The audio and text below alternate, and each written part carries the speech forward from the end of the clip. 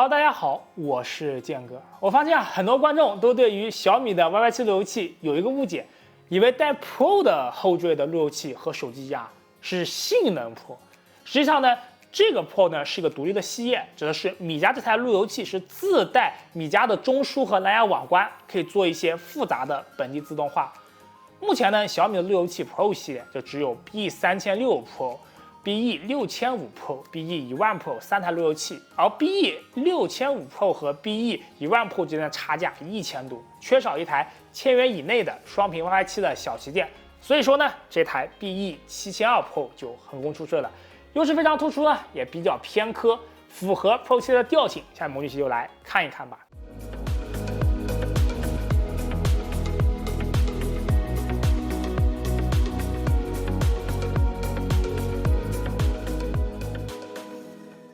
首先，我们聊一台这台 BE72 Pro 的核心卖点，就围绕这颗40 GOPS 算力的 IPQ54224所带来的一系列的功能升级。对比老款呢，米家里的 UI 做得更加精致了，功能也被重新整理进了2级菜单。首先呢，新增了一键优化和场景测速，可以快速优化网络环境，或者说是针对不同场景去测一下网速，比较适合家庭用户作为一个基础的排障。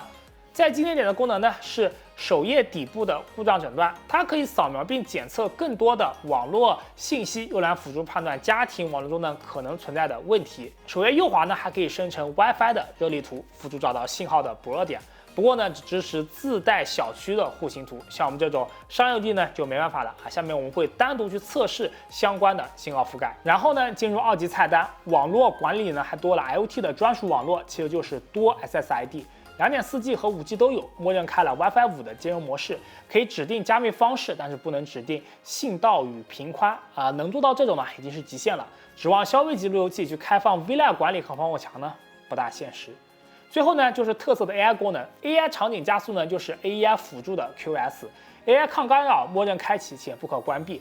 AI 能耗管理呢，就是路由器闲时让它偷点懒啊，用的时候呢拿鞭子使劲的抽。实测空载功耗呢从8.58瓦降低到了惊人的8.55瓦啊，没有什么开启的必要。再就是 AI Mesh 的漫游算最大升级点了啊，能够让无缝漫游的体验更好。那觉得 AI 不行的，也可以手动去填漫游的参数。整体看来呢，其实这些功能就是把小米路由器固件之前很多缺失的功能补齐的，但是很多需要 AI 辅助，所以说只有 BE72 Pro 和 BE10000 Pro 有。至于自带的米家极客版，在2024年呢就支持了变量，解决了寄存状态的问题。目前米家极客版对于普通家庭用户而言是足够使用的。以这类用户的视角出发呢，米家极客版对比 Note Red 就差虚拟设备了啊，希望小米能在有生之年看到更新吧。接着呢，我们过一下配置，小米 BE72 Pro 的 SoC 是 BE10000 Pro 的同款，高通的 IPQ54244 4核 A55 1.8G 赫兹。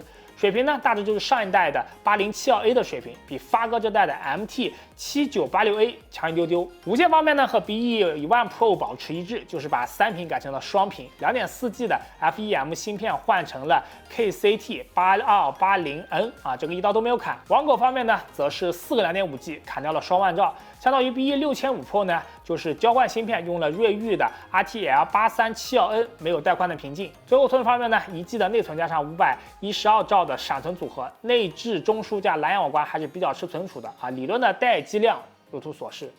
接下来呢，来到无线测试部分。首先我们测试一下大部分用户比较关心的单台路由器的信号覆盖能力。我们新搬入的工作室的面积约180平，路由器放置在中间过道。相比100多块钱的 BE3600呢 ，BE72 Pro 能更好的无线规格，也带来更好的信号表现。其结果呢，也能破除一些隐藏天线一定不如外置天线的迷信。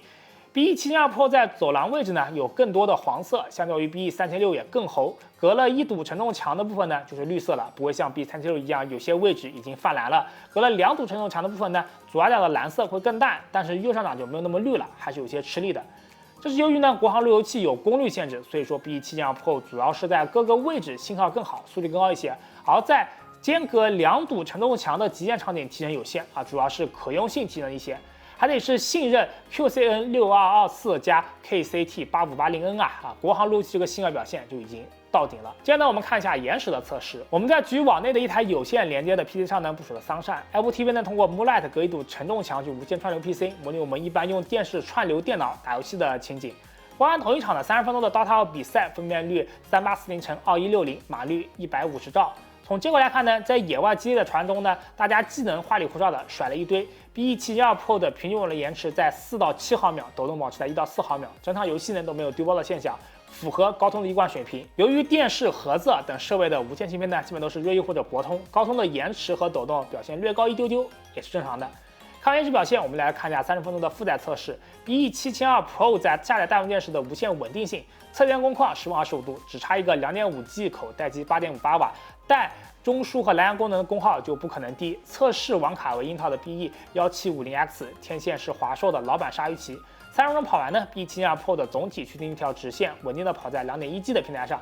由于我们测过程中呢会有频繁电磁干扰，所以说偶尔会有一些垂直下降，大家重点看趋势，不必于纠结极限点位。此时的满电功耗是14.61瓦，最高温集中在正面、背面和底部，也就是50度出头，其余部分的温度呢也是在40度左右。看来啊，即使没有 BE10000 Pro 的主动散热，被动散热的效率呢也足以支撑双屏7200兆加上4个 2.5G 的网口。到这里呢，这台小米的 BE772 Pro 就全部测试完毕了。总结一下呢，这台 BE772 Pro 呢就是 BE10000 Pro 的换色青春版。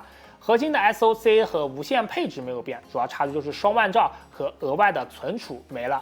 被动的散热完全不影响 BE772 Pro 的发挥。大部分观众呢，可能对它的标准仍然是 FreePro 系列的性能指标。那其实对于它值不值得买这个问题，得看你觉不觉得 BE10000 Pro 值。如果说你能接受 BE10000 Pro， 那 BE772 Pro 就值；如果你觉得不值，那就出门坐着小米万兆或者说 BE7000就好了。这台路由器本身就不是卖给性能党的，它主打的卖点主要还是外观和功能性。普通消费者呢，看到它和 BE10000 Pro 唯一的区别就是一个黑的，一个白的。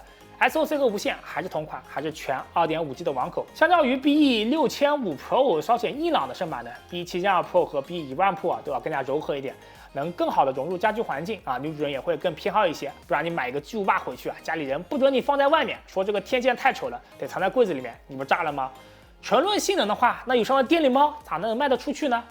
这台 BE772 Pro 的优势就是在没刀太狠的情况下呢，把硬件和软件的外观都做得比较好看。软件中呢还新增了很多方便普通消费者优化和排站的功能，还有一些热力图多 SSID、AI Mesh 等实用功能，并集成了米家中枢和蓝牙网关。精准采摘了对性能需求没有那么大，但是对于外观和功能性有比较需求的用户。那以上就是本期视频的全部内容了，不知道你怎么看待小米这款 BE772 Pro 呢？欢迎留言弹幕与我们交流。有观众别忘了点小赞点赞，我们是全职 YouTube， 你点赞都分得到。如果想了解更多量真话，可以关注我们公众号潮玩课 CLK。如果想购买的话，来我们淘店铺潮玩国度数码，这是潮玩课，我们下期再见，拜拜。